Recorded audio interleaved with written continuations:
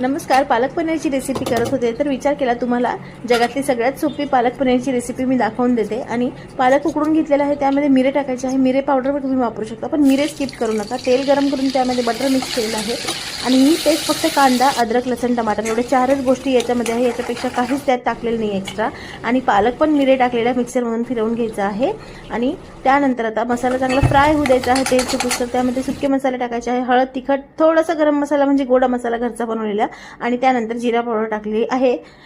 आणि त्याला मिक्स करून घ्यायचं आहे आणि मिक्सरला फिरवलेलं पालक याच्यात टाकून द्यायचं आहे. आता ते गरम पाणी उकडलेलं ठेवलं होतं ना, त्याच्यामध्ये पालकचं उकडलेलं त्यात आता पनीर टाकून द्यायचं आहे. कारण पनीर थोडं गरम पाण्यातून काढल्यानंतर नंतर याच्यामध्ये टाकून द्यायचं आहे तुम्हाला. आणि मस्त असं गरमागरम एकदम रेस्टॉरंटपेक्षा पण छान आणि स्वच्छ निवडलेल्या पालकाचं पनीर बनवून घरच्या घरी तयार आहे. नक्की करून बघा. गार्निश करण्यासाठी थोडंसं पनीर वरतून नंतर टाकलेलं आहे. व्हिडिओ आवडल्यास लाईक शेअर करा.